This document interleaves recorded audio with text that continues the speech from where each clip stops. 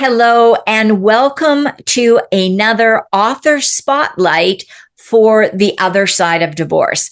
And today we are talking to one of the authors and a good friend of mine, Rosalind Sedacca. She is an amazing woman who has created something that not many of us can say we've done, but who has actually created an international event that is recognized around the world, and that is January as Child Centered Divorce Month.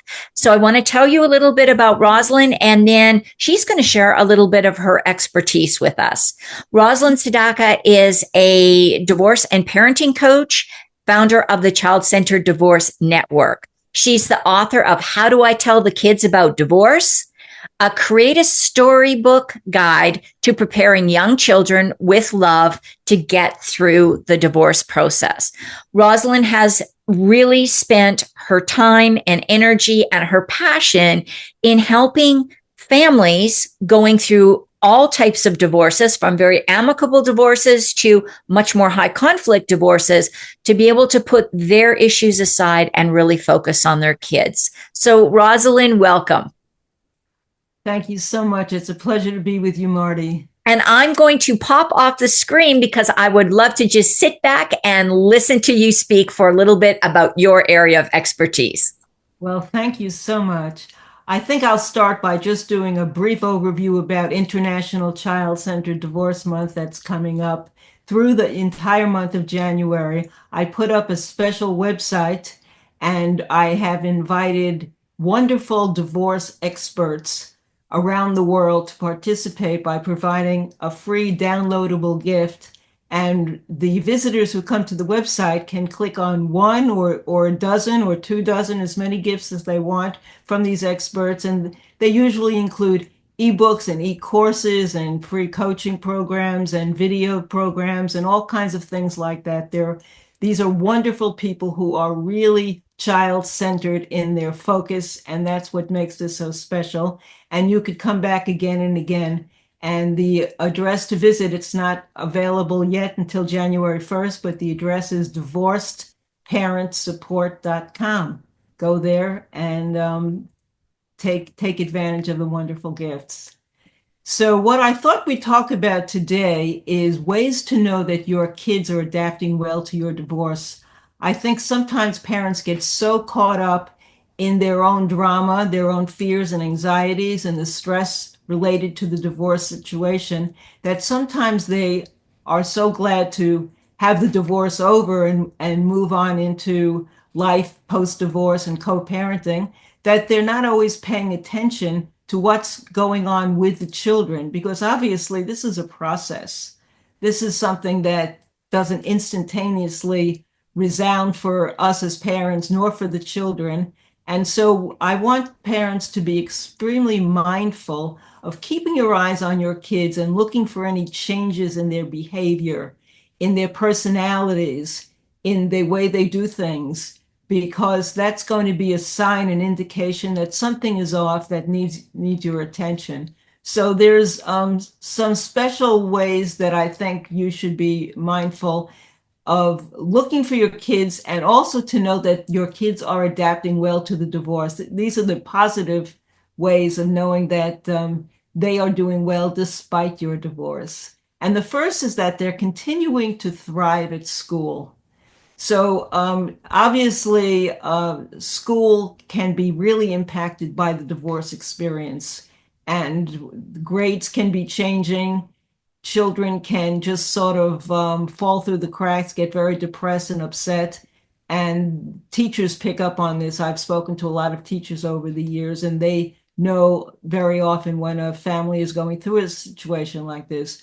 But it's good for you to realize that you should be alerting your children to guidance counselors and others about the divorce so that they can keep their eyes open as well and be alert to any signs of things changing. But at the same time, it's good for them to be able to tell you that your children are still doing well, that their grades are on even keel, that they're still having good friendships and relationships with the other kids in the classrooms, following through on sports and other activities. And so you want to allow your kids to vent, about their experience post-divorce. Always allow them to feel what they're feeling, express what they're feeling, let them feel heard, acknowledge what they're saying, and then be helpful in helping them find solutions when things come up. Because if we address problems early on, it makes a huge difference, and not let them foster and build to become something big and serious later on. So kids that are thriving at school are a very good sign that they're doing well post-divorce. Another sign that your children are doing well is that they're making and keeping friends. If your children have good friends and suddenly those relationships are changing in any way after the divorce or during the divorce, then that's a sign that something is off kilter, that something needs to be addressed. You want your kids to still have the same friends, make new friends, be involved in activities, and let everyone know that they're doing well, that their personalities are still pretty much the same, and that they're okay having fun. They're not feeling shame or anger or embarrassment or guilt or other negative emotions that are changing their personalities.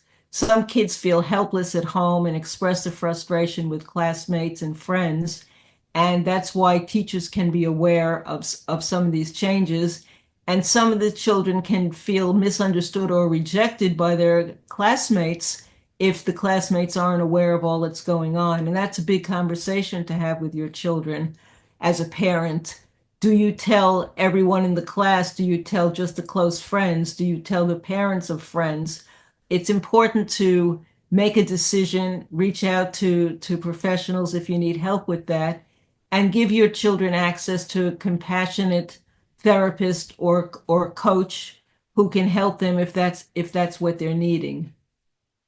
Another sign that they're doing well is that your children can talk about the divorce without high emotions. The divorce is going to come up with family members, grandparents saying something, a cousin saying something, kids in the neighborhood saying something.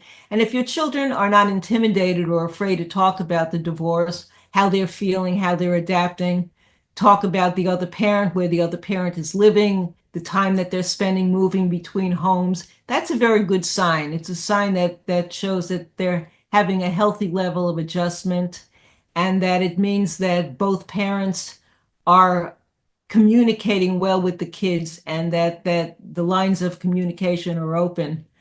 Mature parents don't compete for their children's approval or attention, because that's stressful on children. So if you and your ex or soon to be ex are not fighting and competing for the kids and letting the kids go on with their normal life as much as possible, it certainly makes the situation much easier for them to go through. And the children don't feel guilty or shameful for being a child of divorce, for loving the other parent, or for any of the other areas where things can get sticky when the divorce isn't being handled well with the kids. Another way that you could tell that your children are doing well after the divorce is that their activity level hasn't changed. So well-adjusted children have energy for after-school clubs and sports and other programs. And if your child is suddenly opting out of activities that they used to enjoy, that's a warning sign. You want to be aware, because they're changing their innate behaviors in certain ways. And it means that they may be having coping issues with some of the changes in family life. And it's good to talk to the counselor at school, and or a professional counselor or coach, to get involved in a support group with other parents dealing with the same thing, so that you can really dive into this issue and see what's normal for a child that age and what seems to be a problem behavior that should be addressed more, and get them away from moving in a more negative direction. All of this advice is to help you as a parent early on discern what needs to be addressed, what can be overlooked, what needs to be caught in your attention, because the earlier you catch these things, the sooner they can be handled. And of course, the last thing we'll be talking about that's really important is that children who are coping well with the divorce do not show signs of depression, aggression, or acting out. Those are definitely signs of children having trouble. They're having problems coping. So kids who handle divorce well are still comfortable with themselves and with others, and they behave as much as they did post-divorce, prior to the divorce, as they are behaving now. And they have compassion and sensitivity with their friends and their siblings and other children who they know, so they're not standing out for that. And they're coping with the emotional issues, and they don't seem to be showing signs of low self-esteem or signs of depression or lethargy or age regression, like suddenly peeing in and bedwetting at night or things like that. So it's important again to look for those signs. If your child's acting out aggressively with their siblings, with their friends, with their relatives, or with their pets, those are warning signs that something is emotionally problematic for them. And if you notice that your child is losing their capacity for empathy and caring for others, that's a red flag warning that they're in some level of emotional distress that needs to be addressed as soon as possible, and that they're needing a strong support system. That's when you want to bring in the school guidance counselors, co-parenting coaches, and other mental health professionals to help you provide a safety net. So, in essence, what we're saying is that parents who demonstrate a healthy attitude about their divorce will usually have children who cope better with the divorce. So, if you as parents are expressing a lot of conflict and there's a lot of tension in and around the parents, the kids are usually going to pick up on that, and it's going to be more difficult for them to adjust and create a new norm. It only makes sense. So you want to be working on your own relationship with your former spouse and be there to be mindful about your children. Never take for granted that the divorce is not affecting your child, because it's a normal thing for something as dramatic as a divorce to have an impact on your children. So you want to always be attentive to how they're behaving, how they're acting. Are they behaving in their normal way, or is something dramatically different since the divorce? So be diligent in watching for signs of problems. And if an issue arises, again, seek out professional help as soon as possible, because you want to nip that in the bud. And it can make a difference between temporary setback and long-term issues, which we certainly don't want to have. Your life is being changed and impacted by divorce. You have to be very aware that it's inevitable that your children's lives are going to be, and they won't always be talking to you and sharing with you what they're feeling. So sometimes it has to be you who's picking up on these things first. So I hope that's of value for you, and just another, of course, pressure on you as a parent, but that's what parenting is all about, right?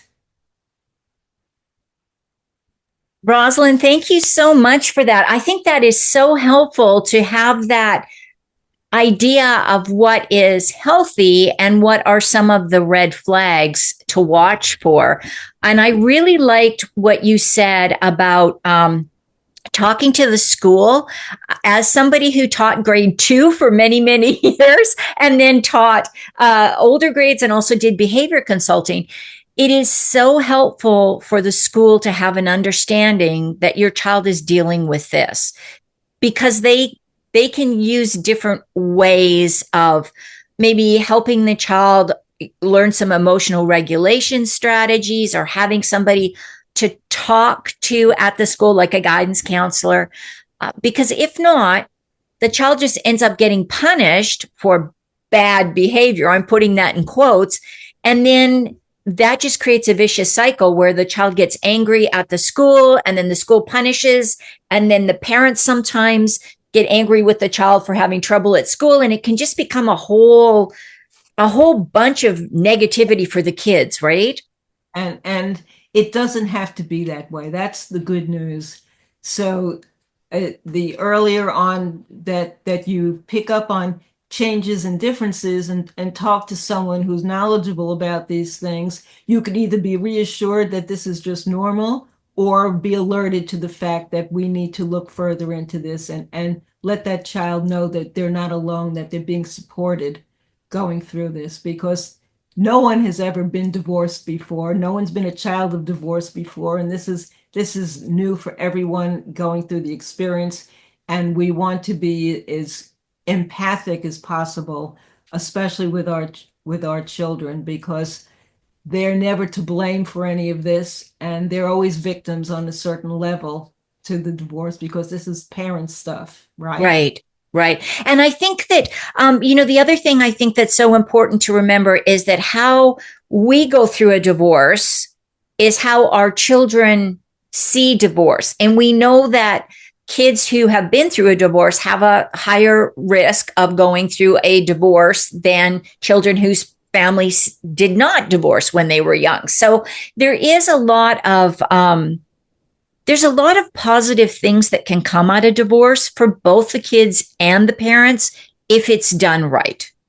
I agree wholeheartedly about that. There are, and in fact, the chapter that I wrote for your book, The Other Side of Divorce, is about looking for the gifts in the divorce, because there are some life-altering positive gifts that we could extrapolate from our own divorce if we look for it and realize these are lessons that I'm learning I can change now and not make the same decisions and choices moving ahead in new relationships for myself and for parent figures in our children's lives.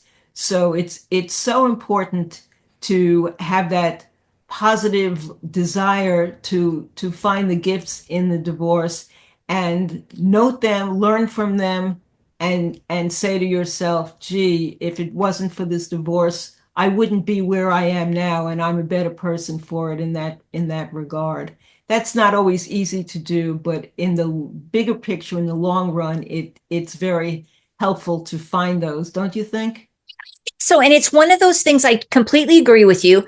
During the divorce, or even 6 months or a year, or even 2 years out from the divorce, that may be really hard to look back there. But once you get through it, once you let go of that anger and the conflict and living in that negative situation, and you can look at the transformation you've made and the growth you've made and what you've learned from that. I do agree with you. Absolutely. Absolutely.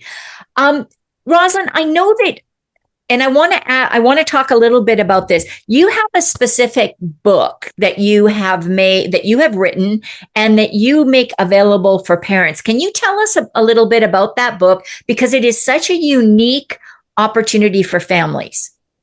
It's called How Do I Tell the Kids About the Divorce? Create a storybook guide to protecting the children you love. And what I've done, and I did this in my own divorce many, many years ago, and it worked so well, it turned out to become an ebook because I have fill in the blank templates that parents can use to customize the message. So I wrote the message, but it's customizable for you and your family with the names of your children and your family in it.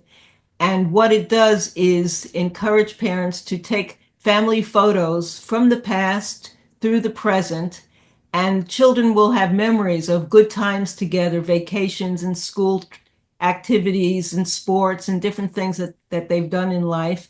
And it reminds them that there was a past in life, there's a present, and there's going to be a future.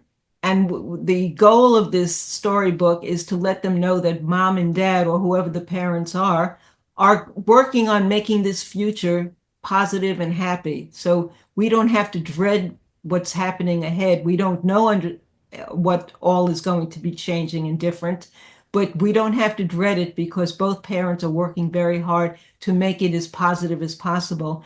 And that encourages the parents to have a more positive approach, to work together on the same page.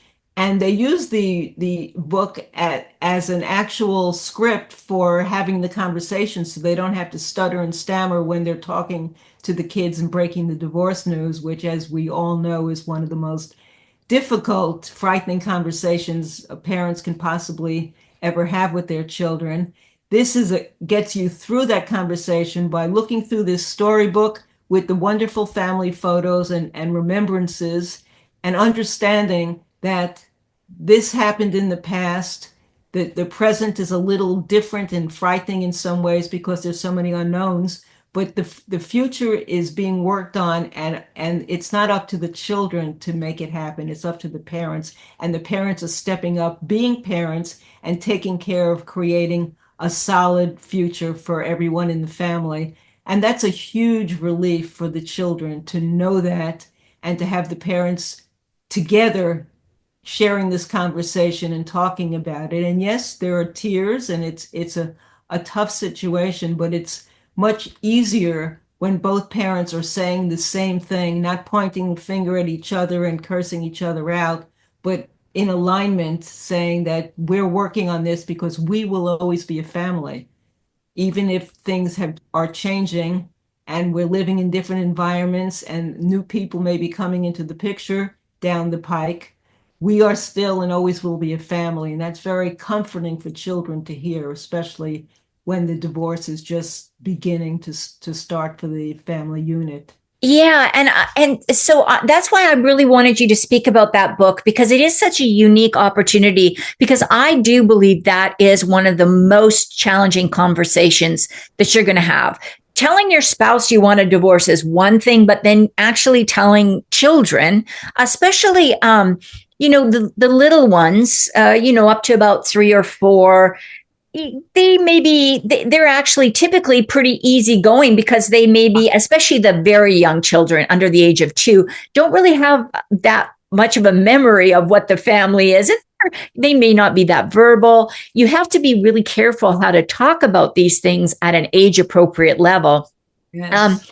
But I cannot tell you how many people. I used to do the co-parenting training, which is the mandatory court-ordered 4-hour program, at least where I am.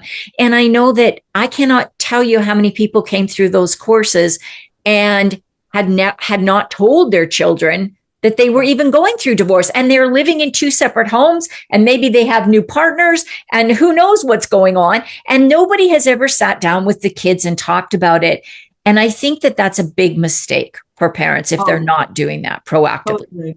Because the way we initiate and introduce the divorce sets the stage for everything that's going to happen afterwards. It's about mindset, and it sets the stage for the mindset of the parents is going to be what the children pick up. So if the parents have a conversation and say, I know this is the worst thing that could have ever happened to us, but this is what's happening and this is what we're going to do. Well, that's a totally different way of approaching it than saying, Mom and Dad have been having problems for a while, and we've decided that everyone in the family is going to be happier and feel better if we're living in 2 separate homes. So we're still going to be a family forevermore, and you're not losing your mom or your dad, but we're going to be making some changes, and things are going to be different in some ways, but we're working on making sure that everything is going to be good for all of us, and life is going to be happier when you're with your mom, and you're happier when you're with your dad.